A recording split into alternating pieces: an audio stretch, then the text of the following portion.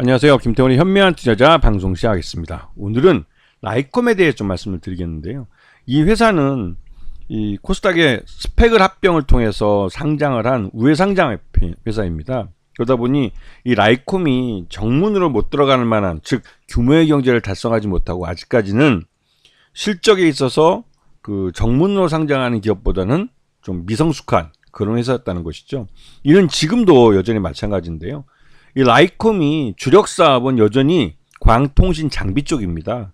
이 광증폭기나 광수송기, 이런 광중계기 등을 만들어서 팔면서 수익을 내는데, 아시다시피 지금 통신 장비 쪽은 굉장히 시장이 어려운 상황이죠. 5G에 대한 투자가 우리나라는 이미 어느 정도 완료됐고 이제 6G로 넘어가려고 하지만 전 세계적으로 아직까지 5G를 다 깔지도 못하고 있는, 중간에 그 코로나라는 상황 때문에 이 5G는 전 세계적으로 비슷한 시기에 다 깔리지 못했습니다. 그래서 어떤 나라는 5G를 우리나라처럼 상용화해서 사용하고 있는, 주로 이제 선진국들이 되겠죠. 하지만 후진국들은 여전히 LTE 정도의 수준에 머물러 있는, 즉 5G가 사용화되지 못한 상황이죠.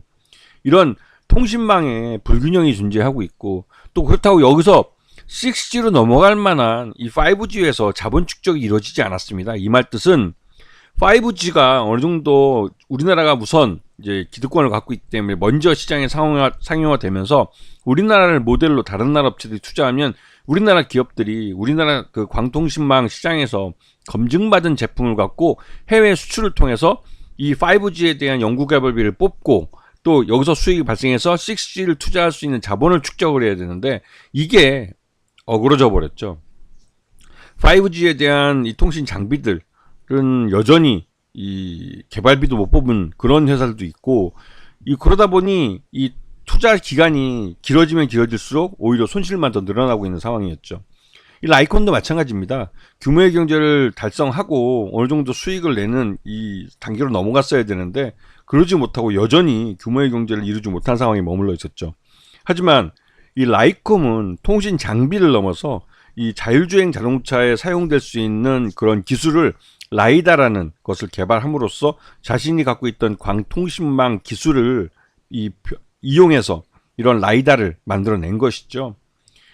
그래서 이제 보시게 되면 이 회사의 주요 제품 매출은 광증폭기나 광수송기, 또 광중계기나 광섬유 레이저 이런 쪽에 발생하고, 특히 광섬유 레이저 같은 경우는 라이다에도 사용되는 그런 기술입니다. 그래서 이 전제 수주하고 있는 것도 규모가 뭐 79억 뭐 이 정도, 납품하기 28억 정도 되고 지금 수주 잔고가 50억 정도밖에 안 되니까 이 정도 갖고는 손익분기점을 넘기기에는 어려운 상황인 거죠. 그래서 매출액도 1분기에 28억, 전년 동기 대비해서 반토막이 난 상태고, 영업 손실이 계속 이어지고 있고 단기 순손실도 이어지고 있는 그런 그 재무적으로는 굉장히 형편없는 회사가 돼버린 겁니다.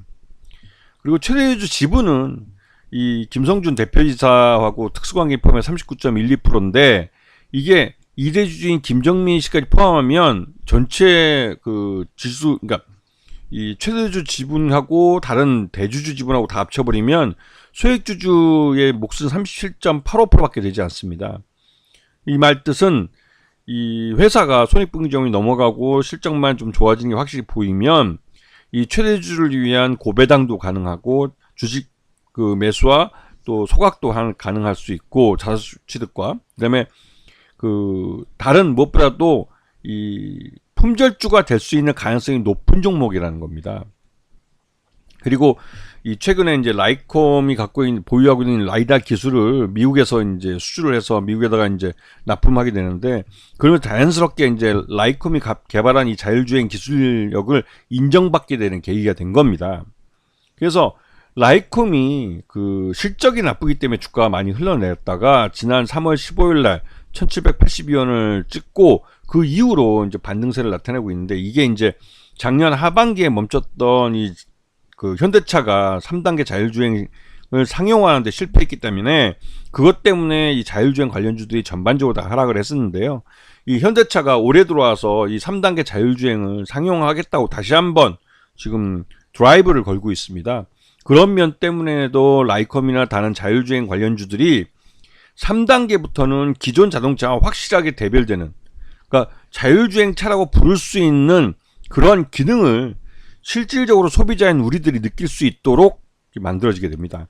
그렇기 때문에 이 3단계부터는 실제로 그 상업화라고 부를 수 있을 만큼 수익을 발생시키는 그런 모델들이 되는 거, 부품들이 되는 것이죠. 그래서 라이콘 같은 경우도 현대차와 기아가 3단계 자율주행을 성공시키고 이러한 부분을 자동차에다가 접목을 시켜서 이 3단계 자율주행차를 상용화시키면 라이콤의 기술도 자동차 부품회사들처럼 현대차나 기아나 이런 완성차 업체에 납품이 되는 그런 부품업체로서 수익을 내는 사업을 갖게 되는 겁니다.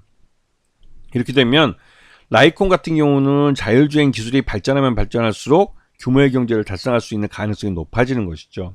그리고 최근 들어서 윤석열 정부가 이 자율주행 자동차에 대한 시내 도로 주행 허가를 내주는 이런 그 파격적인, 물론 이건 공무원들이 관련된 그 공무원들이 워낙 우리나라가 자율주행에서 미국이나 다른 경쟁국보다 떨어져 있기 때문에, 왜냐면 현대차는 세계 3위의 완성차 업체로 성장을 했습니다.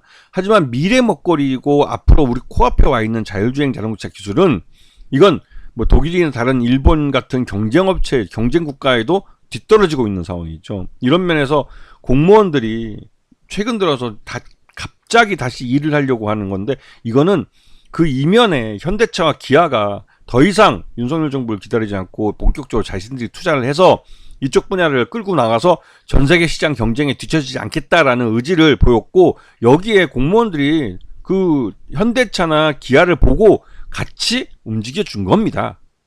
이걸 아셔야죠. 그렇기 때문에 현대차와 기아가 우리나라에서는 자율주행 이 시장 분야를 리드하는 사업자이고, 이쪽에서 투자를 하면 대기업 투자 부분으로 해서 이쪽 자율주행 쪽은 돈이 돌게 되는 거죠.